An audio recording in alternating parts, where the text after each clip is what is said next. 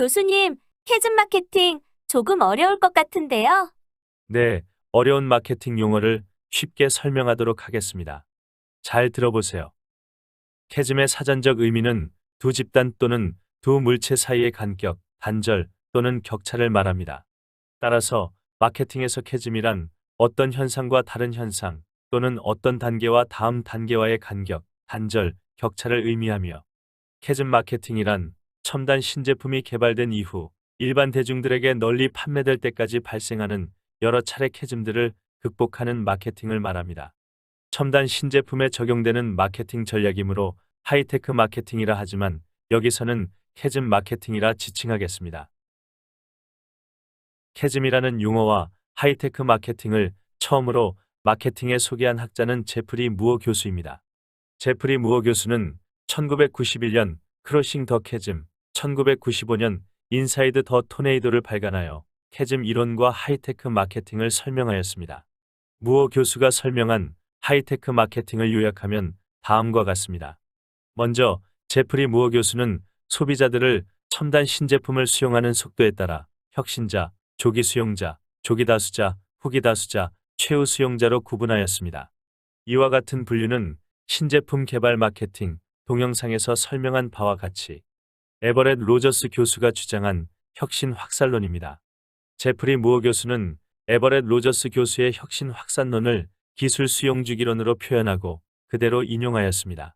제프리 무어 교수가 설명한 기술 수용 주기론은 다음과 같습니다. 혁신자는 기술 자체를 높이 평가하고 신기술에 관심이 많은 사람이라 정의를 내리고 신제품의 실제 효능보다는 신제품의 기능을 탐구하면서 기쁨을 누린다는 의미에서 기술 애호가라고 표현하였습니다. 조기 수용자는 신기술의 가능성을 믿고 신기술이 적용된 신제품을 신뢰하는 사람들입니다. 이들은 기술 자체보다는 기술이 적용된 신제품을 먼저 구매하고 다른 사람에게 신제품을 적극 홍보하는 사람이며 신제품을 사업에 적용하려 합니다.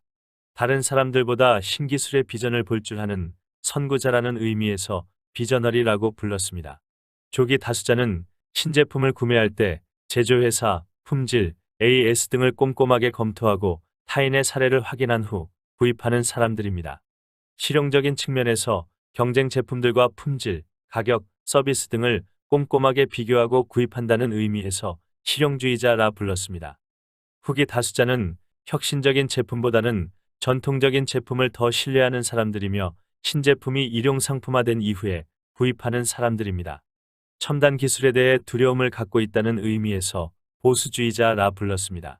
최후 수용자는 첨단 기술 시장에 거의 관심이 없는 사람들이며 신제품의 기술을 배우려 하지 않는 사람들입니다. 따라서 이들을 회의론자라 불렀습니다. 그리고 시장을 초기 시장, 주류 시장, 최후 시장으로 분류하였습니다.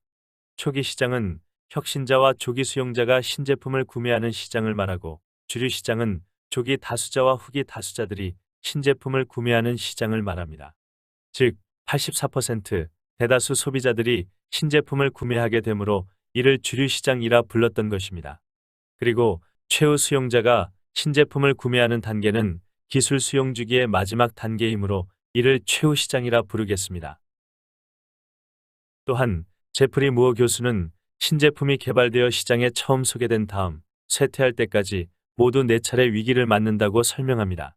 첫 번째 위기는 혁신자 단계에서 조기 수용자 단계로 넘어갈 때 발생하며 두 번째 위기는 조기 수용자 단계에서 조기 다수자 단계로 넘어갈 때 발생하며 세 번째 위기는 조기 다수자 단계에서 후기 다수자 단계로 넘어갈 때 그리고 네 번째 위기는 후기 다수자 단계에서 최후 수용자 단계로 넘어갈 때 발생한다고 하였습니다. 제프리 무어 교수는 지금까지 설명한 내용들을 종합하여 신제품이 처음 시장에 소개된 이후 모든 소비자들이 구매하기까지 6단계를 거친다고 설명합니다. 6단계란 초기 시장, 캐즘, 볼링 앨리, 돌풍, 중심가, 최후 시장의 단계를 말합니다. 교수님, 캐즘 마케팅 이론이 매우 복잡하군요. 네, 조금 복잡하더라도 신제품이 출시된 이후 모든 소비자들이 구매하기까지 마케팅 전략을 소개하고 있으므로 이를 숙지하면 많은 도움이 됩니다. 집중하여 주세요. 제프리 무어 교수가 설명한 6단계의 특징과 마케팅 전략을 살펴보겠습니다. 첫 번째 단계는 초기 시장 단계입니다. 초기 시장은 혁신자와 조기 수용자들이 신제품을 구매하는 단계입니다. 초기 시장에는 혁신자 단계에서 조기 수용자 단계로 넘어갈 때 첫 번째 위기가 존재합니다. 첫 번째 위기는 획기적인 첨단 기술 신제품이더라도 사업화되지 못할 때 발생하는 위기입니다. 즉, 신제품이 기술적인 측면에서 문제가 있는 것이 아니라 신제품이 사업화되기까지 어려움이 존재한다는 것입니다. 예를 들어 신기술을 제품화할 전문적인 능력이 부족하여 응용 분야를 개발하지 못하거나 자본 유치가 제대로 이루어지지 않고 영업 및 마케팅 경험이 부족하기 때문에 사업화에 어려움을 겪는 단계입니다. 기업 수명주기 동영상에서 설명한 죽음의 계곡과 첫 번째 위기는 동일한 개념은 아닙니다만 유사하다고 할 수 있겠습니다. 죽음의 계곡은 벤처기업들이 우수한 기술력으로 제품 개발에는 성공하였지만 자금 부족, 판로 부족 등으로 제품을 사업화하는 데 실패하여 깊은 골짜기에 빠져버리는 위기를 말합니다. 실제로 많은 벤처기업들은 첫 번째 위기 상황에서 많은 자금과 마케팅 노하우가 필요하지만 자금줄이 끊기게 되고 회사 경영 경험이 부족하여 위기 상황을 극복하지 못하게 됩니다. 두 번째 단계는 캐즘 단계입니다. 제프리 무어 교수는 초기 시장에서 주류 시장으로 넘어갈 때 두 번째 위기가 발생하며 이 위기는 매우 크고 깊다는 측면에서 두 번째 위기를 캐즘이라 불렀습니다. 신제품이 초기 시장에 진입하더라도 일반 대중들이 구매하기까지 넘어야 하는 장애물이 너무 많다는 것을 의미합니다. 예를 들어 신제품을 기존 시스템에 쉽게 적용할 수 없고 현장에 적용할 방법론이 부족하고 전문 인력도 부족하며 소비자들도 수용자세가 되어 있지 않다는 것이 대표적인 장애물입니다. 특히 소비자들의 수용 측면에서 조기 수용자는 신기술을 기꺼이 배우려고 하지만 조기 다수자들은 신기술을 배우려 하지 않고 바로 현장에 적용하는 실용주의자이기 때문에 수용 속도가 늦다는 것입니다. 따라서 캐즘 단계에서는 제품 완성도를 높여 홀 프로덕트, 완전한 제품을 출시하여야 합니다. 제품 완성도가 향상되면 크로스 더 캐즘, 대중들이 구매하게 되고 현장에 바로 적용할 수 있기 때문에 신제품의 매출은 크게 증가하게 됩니다. 세 번째 단계는 볼링 앨리 단계입니다. 볼링 앨리 단계는 주류 시장의 초기 국면을 돌파하는 단계입니다. 제품 완성도가 향상된 이후에 필요한 전략이라 할 수 있습니다. 여기서 볼링 앨리란 볼링 게임을 할 때 볼링핀 10개 중에서 한가운데에 있는 킹핀을 공략하면 연쇄 반응을 일으켜 스트라이크를 달성하는 방법을 말합니다. 첨단 제품을 시장에 출시할 때 조기 다수자들이 수용하도록 핵심 틈새 시장을 집중 공략하여 성공하면 인접한 세분 시장을 차례로 확보할 수 있기 때문에 볼링핀을 공략하는 것과 유사하다는 의미에서 볼링 앨리라 표현한 것입니다. 따라서 주류 시장의 초기 국면에서는 교두보를 확보할 수 있는 틈새 시장을 찾아내고 핵심 틈새 시장을 집중 공략하는 마케팅 전략이 필요합니다. 네 번째 단계는 돌풍 단계입니다. 토네이도 단계는 주류 시장에서 조기 다수자들이 신제품을 수용하는 단계입니다.